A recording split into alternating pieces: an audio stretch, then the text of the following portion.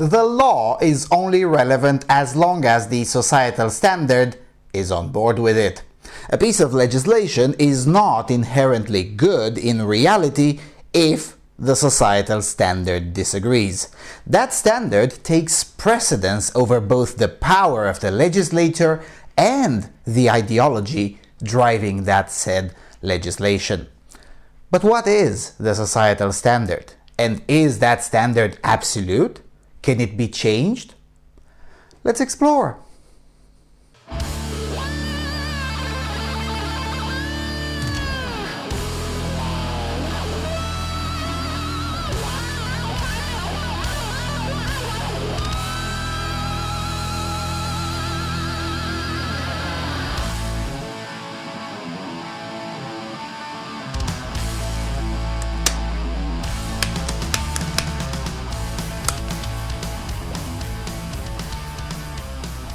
Hello everyone and welcome to the Freedom Alternative.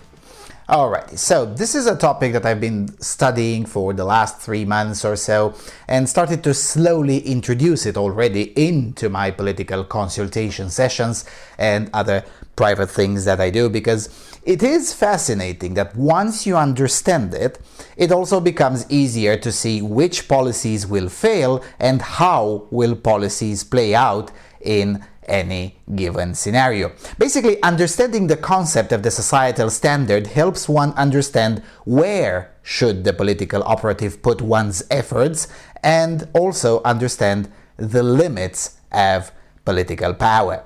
So, grab a chair and a few cigarettes, because this might get pretty long as I need to explain the theory, support it with examples, and then the practical politics implications of it, and then maybe issue some warnings about political universalism, which has recently been plaguing certain sectors of the non-left as well, which is kinda terrible.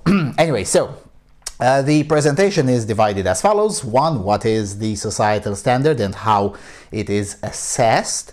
2. Can it be changed and in what circumstances, if so? 3. Examples from real life. 4. The fallacy of political universalism. 5. Implications for practical politics efforts. And of course, number 6. Conclusions. Alrighty, so what is the societal standard? Now, before defining it, I would caution everyone not to confuse the societal standard with the much widely used notion of societal standards, as in societal standards of beauty or societal standards of behavior and so on and so forth. Notions that you've probably heard about in the media, usually from people opposing such standards, whether real or imaginary. Now, such notions are a part of the wider notion of societal standard, but they represent the niche, particular application of it, and sometimes, in certain cases, not even that. Now, the societal standard is the notion that any group of people larger than 3 will naturally come up with a standard in the issues they themselves consider very important for themselves. Another way of putting this is the old political conservative adage, in all that matters shall we have unity, and in all that doesn't shall we have liberty. Now, assessing the societal standard requires the analyst to be very rigorous and precise in his language. So, when talking about the societal standard, one needs first and foremost to be as conservative as possible with naming the group or the society to which he or she is talking about. So, talking about the societal standard in, let's say, Southwest Chicago is acceptable. Talking about the societal standard in Illinois is not exactly acceptable because it comes with way too many variables and diversity of individuals to no longer be a reasonable analysis. Now, the second thing one needs to do is to be very conservative in naming the topic. Or in other words, people have different standards for different things and they hold them at the same time. It is perfectly possible for Group A to have one standard for let's say, smoking marijuana, Group B to have a different standard for smoking marijuana, but both Group A and Group B to have the same standard for, let's say, jaywalking. So, naming the topic on which one is discussing the societal standard is very important. The more precise the topic is, the more accurate the analysis is. That's why most of the media's railing about the society's standard of beauty, for instance, is supremely inaccurate and falls on deaf ears with the public because they're trying to discuss a topic by approaching its specifics liberally, either by not clearly and conservatively defining the group that supposedly has those standards, or by not clearly defining the topic on which those standards supposedly manifest. What is beauty? And according to whom? And for whom? Answering honestly to these questions would produce a much more accurate analysis, but admittedly would also no longer generate catchy headlines for the mindless drones. So there's that. Anyway, most of this will become more clear once I give examples. But until I get to examples, number 2, how can it be changed and in what circumstances? Now, the societal standard is one of those facts of life that is not immutable, but it is also not something that can easily be changed in a matter of weeks or indeed even in one generation in certain cases. Now, many thinkers have failed to recognize this, and many political leaders have ended up either failing at best or committing atrocious crimes at worst, all because of failing to grasp that the societal standard is a fine balance that should be approached with great care. By the same token, there are contemporary examples of thinkers who defend the societal standard as absolute and immutable. Case in point here being those who scream racism and colonialism at anyone suggesting that, I don't know, let's say maybe hanging people for their sexual preferences is not particularly kosher. Or those who scream racism when correcting someone's grammar if that correction comes from a professor of the wrong race. So in order to understand how can the societal standard be changed and in what circumstances, one has to understand how it is formed and also to answer the moral question on whether indeed it should be changed. Now, unfortunately, for many of the political thinkers of today, there is no one universal way of describing the formation of a particular societal standard, and much less so a way of describing the formation of most societal standards in most places. So, in other words, this is a topic to be understood on a case-by-case basis rather than in generalities. Now, with that said, there are, of course, a few common traits. Usually, a societal standard emerges based on both mutable and immutable characteristics. The immutable characteristics are usually history, biology, and geography, things that cannot be changed in a reasonable time frame. That is to say, biology may change in 200,000 years or 500,000 years, but from a civilizational standpoint biology is in itself immutable, since no civilization is known to have been around to witness in its own civilizational history the fundamental change of biology, and this applies to geography as well. Now, as for history, while the history itself cannot be changed, the historical memory of a people goes from 100 years to as much as 1,000 years, and in certain cases even a bit more. Now, much less than for biology and the geography, but it's still largely immutable in the practical sense and totally immutable in the technical sense, since you can't really change anything from the past. Now, the mutable characteristics that help to form a certain societal standard are usually information, capital proximity, and only at the end of the discussion, the political regime. Now, most thinkers focus only on the last one, which indeed does matter, but matters the least. So, once you know the basic factors, you now have to look at how these factors contributed to the situation you are evaluating, and with enough patience, you'll be figuring out, at least in part, how a particular societal standard formed. And once you have that piece of information, albeit incomplete, then, and only then, you can start asking whether it should be changed. And if the answer is still yes, then work out on the rest. Sounds complicated? Well, that's because it is. The societal standard is a concept that applies from the most innocuous and seemingly irrelevant things to the most complex and deep-seated behaviors in large groups.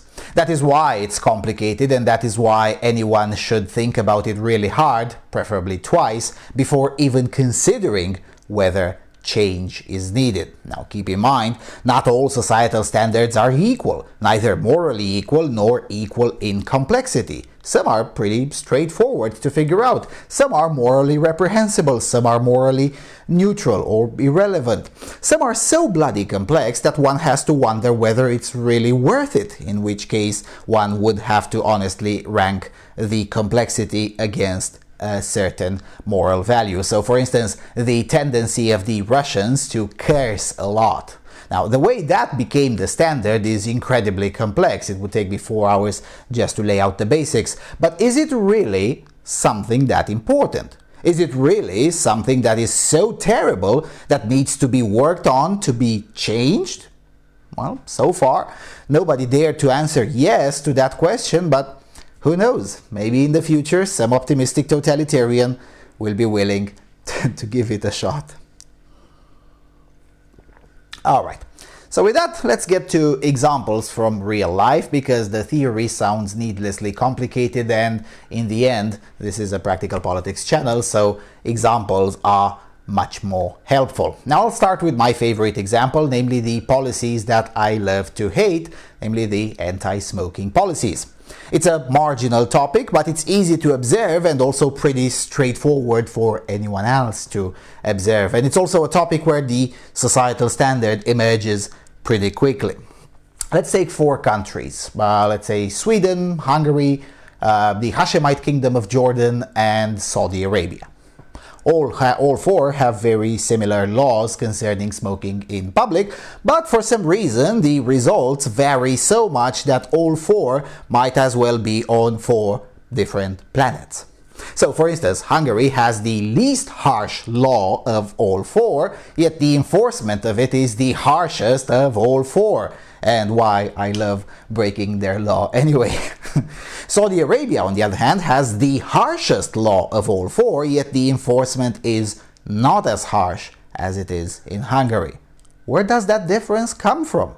Well, it comes from the fact that Hungarians, as a people, aren't particularly smokers in general. So for them, a harsh anti-smoking smoking in public law is in perfect line with their societal standard. Also, Hungarians tend to be pretty totalitarian in mentality, so as a result, you get even more than just a 10% radical minority willing to do the state's bidding on enforcing the law on a cultural level. In other words, you can get a random railways employee bugging you about smoking on the platform, even if the law doesn't require him to bother you, and even if he doesn't even have the authority to issue punishments in the form of fines anyway. In comparison, the Saudis are pretty smoky as a people, so the law is quite a bit outside of their societal standard. Moreover, petty corruption is pretty common in the kingdom, so as a result, the law turned into an income source for anyone who has a room outside of the purview of the authorities, and that person rents it for anyone who wants to have a cigarette in peace. And in hotels, you just bribe someone. In Sweden, although in theory the law is pretty similar to Hungary's, enforcement is rare, and despite the general collectivism of the Swedes, the people don't care that much either. In fact, in Stockholm, I've had the police come and ask me for a lighter while I was smoking on the platform. Well, it's technically illegal. As it turns out, many Swedes have defied the state's propaganda on smoking and remained pretty smoky, though you wouldn't know that from the official statistics, which, like in many other quasi-socialist countries, bear less and less semblance with reality because people found ways to go around the system. In other words, the law in Sweden is quite contradictory to the societal standard on the issue. Finally, in Jordan, the law is pretty similar to Hungary and Sweden, but nobody cares because the societal standard is pretty much in line with what I prefer, namely that it's none of your business. Just in January this year, the leftist mayor of Amman took his whining to the international stage, whining in the pages of The Guardian that nobody cares what he thinks, and even his party colleagues who are in the parliament smoke during the sessions, and basically everyone ignores his drivel. In other words, the law is so contradictory to the Jordanian societal standard that it is worth less than the paper it is written on. All four have basically the same law, but it is the societal standard that makes most of the difference in outcome, though the political regime makes up for some of the difference in Saudi Arabia as well. Okay. Let's try a more serious and a more complicated example. Hate speech laws. Morally, such laws are absolutely reprehensible, but enacting them does not necessarily mean equal results, or indeed any results. And this is seen playing out in Europe right now. Although in theory almost every country in Europe has some form of hate speech laws, only a handful of them, mostly in northwestern Europe, have actually seen any enforcement of them. And that is not by accident. The most hardline in this department are, for sure, the United Kingdom and the Netherlands, countries who have imposed more legal penalties for politically incorrect speech than every other country in Europe, with the possible exception of Germany, which should be regarded as a special case. Now, I'll talk more about Germany and free speech in the coming months, as I will be having the German tour and will study the issue more deeply. By the way, give shekels for that project, should you want to help with the effort for that research. So yeah, we'll put Germany aside for the time being. Anyway, the point is that both in the Netherlands and the United Kingdom, strict adherence to the letter of the law has been the societal standard for a bit more than a century. Now, that has helped those countries quite a lot in many dark episodes of their history and surely has contributed immensely to their prosperity, but that doesn't necessarily mean it will forever be a good thing. That same societal standard now runs quite contrary to their interests as people, as they've become the most well-censored peoples of Europe. By comparison, the exact same laws have affected almost nobody in Italy. Why? Because casual dismissal of the law and corruption have been the societal standard since there has been an Italy to begin with. Again, that standard hasn't always been a good thing, but in this particular instance, it helps quite a lot. The societal standard on free speech is a good example on how radically different its formation has been. So, for instance, while the results of hate speech laws in Italy are identical to what can be seen in the intermarium, particularly Romania and Poland, the way the result is achieved is quite different. And I cite Romania and Poland because both countries have a lot in common with Italy as well as with each other. Yet their societal standard on speech was shaped radically differently. In the intermarium, the decades of state-enforced censorship has made most of the society, even most leftists, quite wary of really enforcing any of that nonsense in the modern era. Also, since most people are not ideological leftists, or in other words, they are of the non-left, the likelihood of anyone seriously working on enforcing hate speech laws anytime soon, well, as they say in mathematics, asymptotically tends to zero. So, the intermarium is an example of a societal standard being significantly influenced by the political regime. Now, keep in mind that influenced by the political regime doesn't always mean influenced in the direction that political regime wants. Another example, also from the intermarium, is the much more rigid traditionalist behavior as a standard. While this has its origin in the longer-term history, just like everywhere else in the Judeo-Christian civilization, its present-day manifestation has a lot to do with shorter-term history, namely the communist regimes which have tried really, really hard to build the new man, which was supposed to be modernist, feminist, egalitarian, and so on and so forth. Now, needless to say, that standard was quite far away from the pre-communist and pre-existent societal standards, so when the force was removed, the standards got reasserted with vengeance, oftentimes even harsher than in pre-communist times.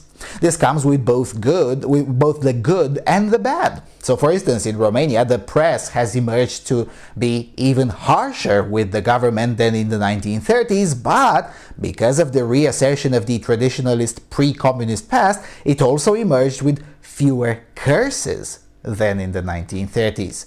Also, in the 1930s, prostitution was legal, including homosexual and lesbian prostitution brothels.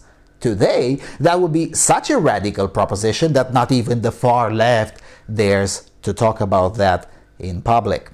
The point I'm trying to make here is that there are multiple standards within the exact same group, and there are degrees of that standard too. And the degrees part actually matters. I was talking the other day with someone about Ioan Creangă. Now, Ioan Creangă was a 19th century Romanian writer who, like most 19th century writers of Europe, was pretty libertine in his behavior. My great-great-grandma lived for a short while in his proximity and knew him briefly, and according to her diary, it was pretty much open knowledge that the guy was very into men sexually. And while that earned him a lot of mocking and nicknames, this did not get him any violence or prosecution from the state or anything else in that department. So while by the modern standard we can say that Creangă was in a homophobic environment, there is quite a difference from being mocked occasionally at the pub and being put in jail, which was the standard imposed by the communist regime. Now, I'm giving these examples specifically to show that some societal standards remain quite resilient even in the face of radical and forceful pushback. To keep with the Ioan Creangă example, the societal standard today when it comes to homosexuality is almost identical with the one in the 1870s or indeed the early 1920s. You might get the occasional jokes, but otherwise nobody really cares. Now, enter the modern-day radical pushback with trying to rub homosexual lifestyle in people's faces. Well, who knows, maybe the standard will still hold. Or maybe not. I don't know the answer to that. What the pushers don't seem to know, however, is that the standard even exists. This is common in the modern-day progressives in Europe, both East and West, who tend to copy-paste the narratives from the United States, thinking it's all the same. Now that, my fellow deplorables, is kind of terrible, and it betrays a fundamental lack of understanding of the concept of the societal standard. Now, such lack of understanding is sometimes seen on the right as well. Like, for instance, when commentators rush to support a political faction just because it says right-wing on it. Or quite the opposite, when they rush to disparage a political faction just because it says liberal or Democrat on it.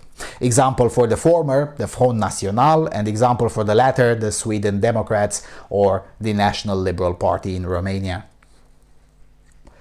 Another example. Infrastructure. Way too many analysts of both the left and the right keep on insisting that there is only one way of doing infrastructure and that it's all a matter of money and science, specifically engineering, and not exactly a question of politics or indeed a question of the societal standard. Well, that's not exactly the case, because it kinda is a question of politics and the societal standards. If it weren't, then Europe wouldn't be having those narrow roads as the absolute norm, and America wouldn't be having those extremely wide roads that make the European driver feel overwhelmed by. But let me tell you a story from Africa, which I heard from someone who was there. Sadly, the culprit has obtained in court the right not to be named in public for a while, but the story is very real. But if I tell you names, then I'll be putting my source in legal jeopardy. Anyway, even if you don't believe me, the story is a very good example of how the societal standard functions in real life. So, at some point in time, a bunch of well-intended Western feminists arrived in a village in a certain African country not named Zimbabwe. No, seriously, this wasn't in Zim, though, nearby. Anyway, the well-intended Western feminists have noticed that women would go for a 7 kilometers walk to fetch water from a well located outside of the village. Now, seeing this, the well-intended Western feminists have decreed that women in that village are being oppressed by this burdensome task and decided that they will be the saviors of women by building a well in the middle of the village. So, they did that. 2 days later, they needed private security to get them out of there alive, as the women of the village were getting ready to lynch them. Now, why is that? Why were the recently saved women from the oppression of fetching water so bloody upset? Now, for a while, they were convinced that the patriarchy was at fault and that the evil men of the village were upset that their wives were becoming stronger and more independent, except that was as far from reality as it could possibly be. As it turns out, the villagers were neither idiots nor oppressors of women. It wasn't an accident or the result of poverty that the well had been built 7 kilometers away from the center of the village. As it turns out, the way to protect the villagers from malaria meant that the village had to be built very crammed on a narrower surface, as it was easier to protect from insects than a wider surface. This way of constructing, however, meant that the people didn't have much privacy. Not much privacy meant not much sex between men and women. Also, the area 7 kilometers away was easier to build a well on that wouldn't run the risk of it being contaminated by cholera.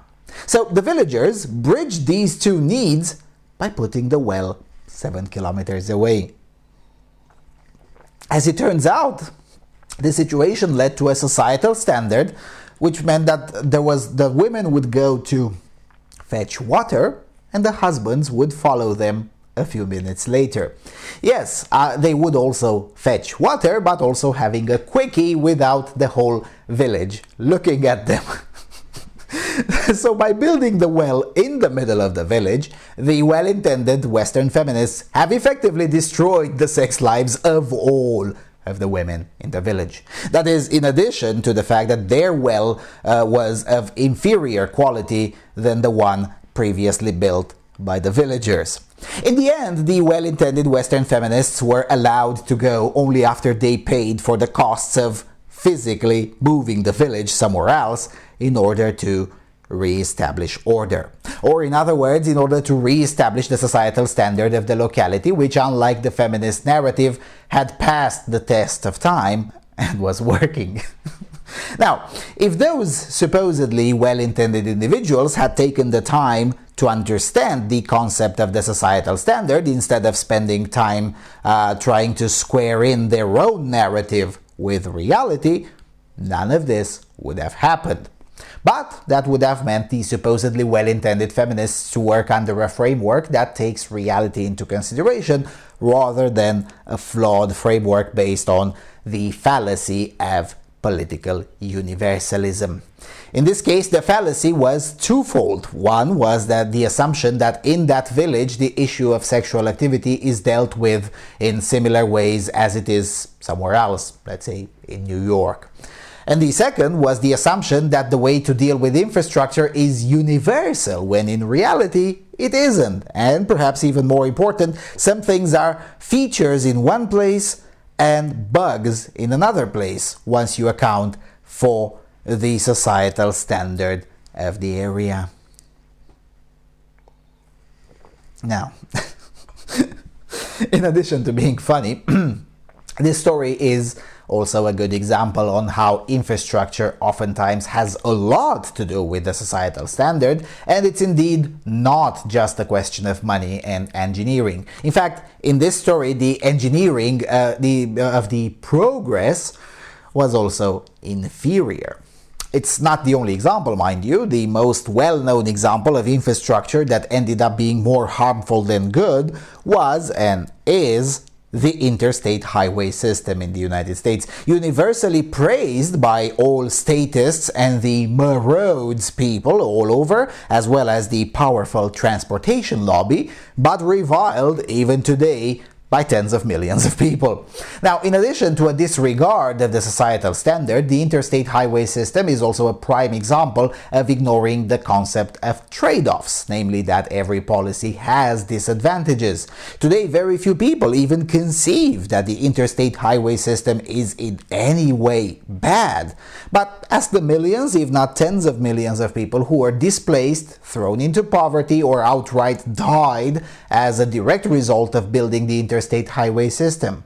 The tens of thousands of communities that abruptly plunged into economic collapse simply because a bunch of remote bureaucrats, pressured by their own ideology and the powerful transportation lobby, decided that they know better. Now, this doesn't mean that the societal standard of all of those communities should have been protected at all costs, but it does mean that connecting the states of the United States could have been done in a less brutal manner by accounting for these factors. But to do that, one would have had to be honest and admit up front that no one single person knew the answer. And this is a good segue to Chapter 4, the fallacy of political universalism.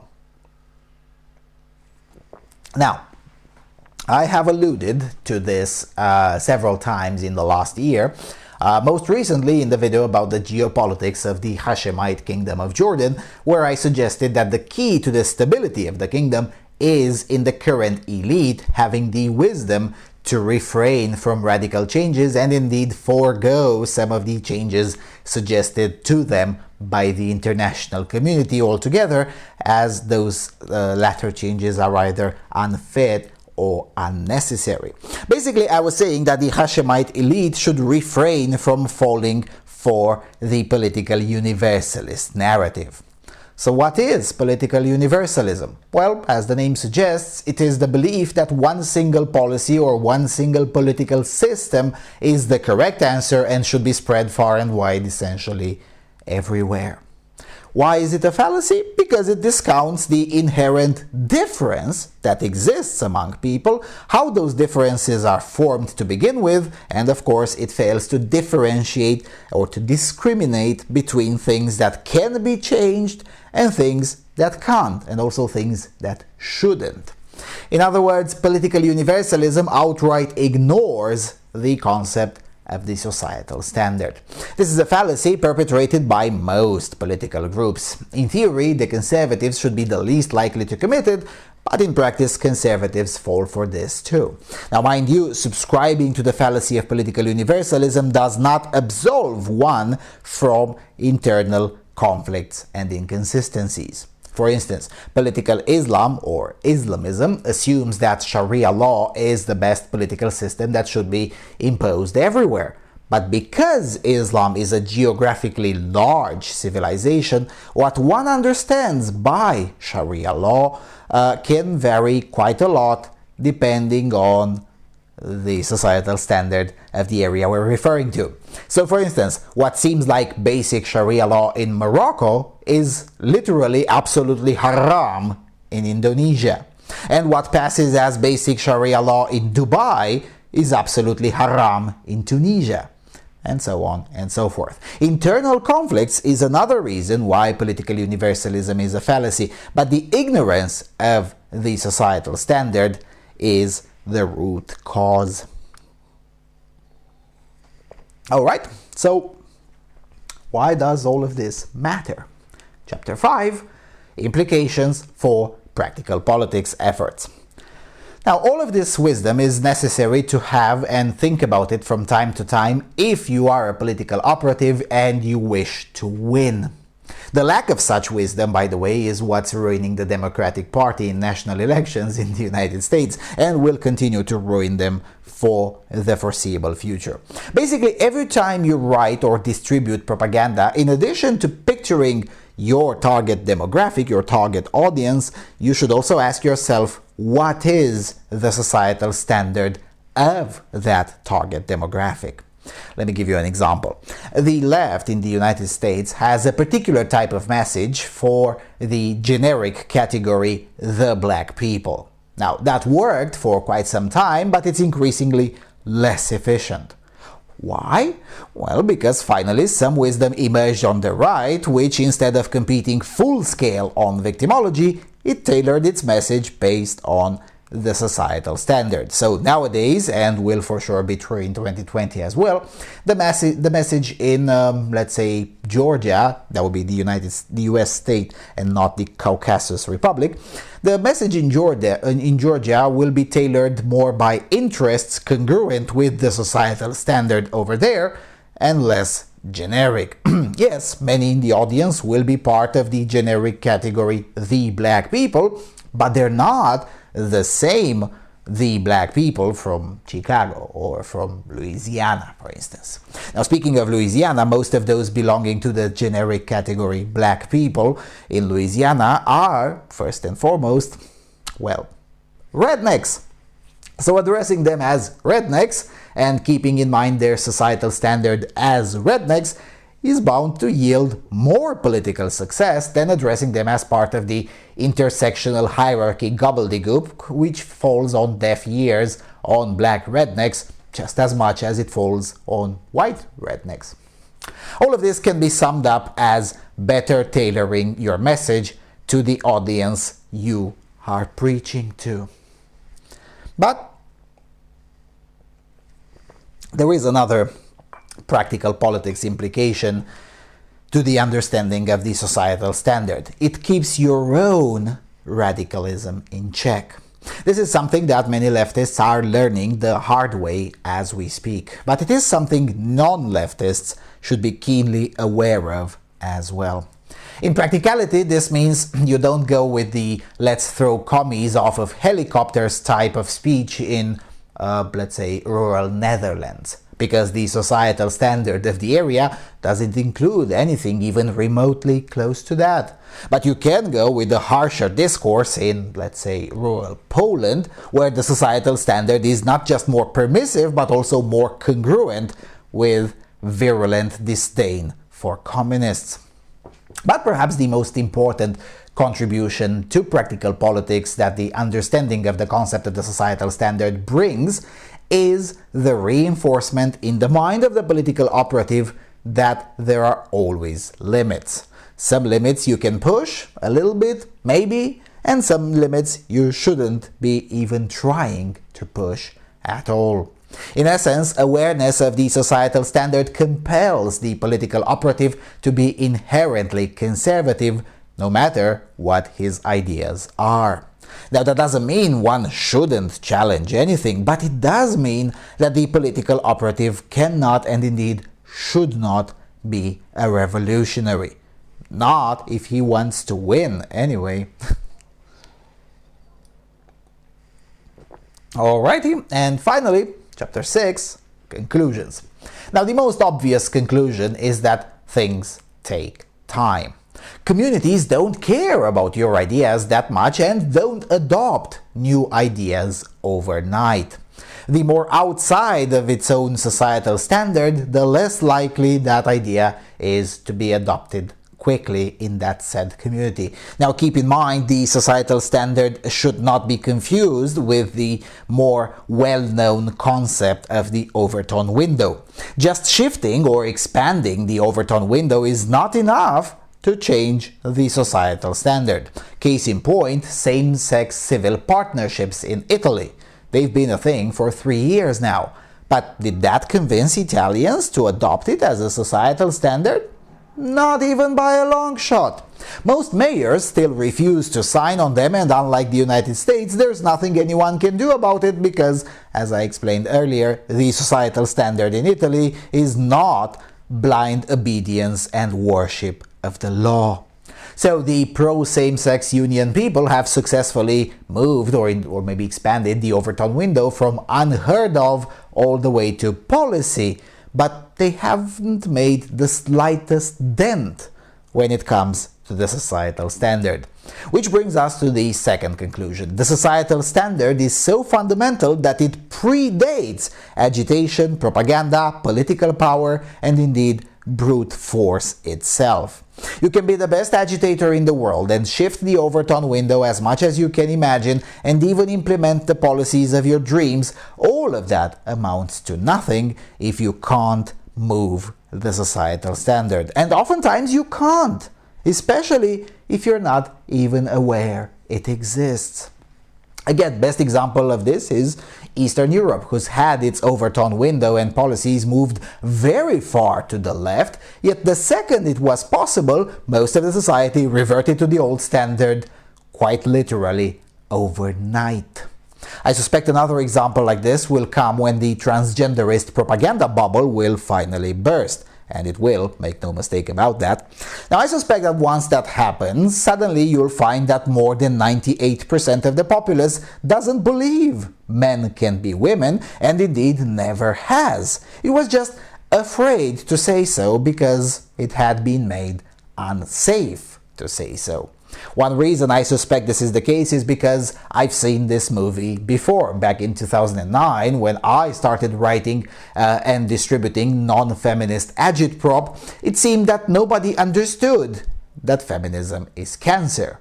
Fast forward 7 or 8 years later, most of the society, as it turned out, not only understood that, but had indeed been non-feminist all along, but was afraid of saying so. I didn't make the rules. I just got here. And human nature is bloody ironic and complicated most of the time with these things. Finally, the third and the last conclusion, the societal standard is that underlying glue that binds groups together. It's what allows men, for instance, to insult each other in the harshest way imaginable and then high-five and grab a cold one. It's the societal standard within those groups that makes that possible. But it's also what allows larger groups, like cities or smaller countries, to thrive.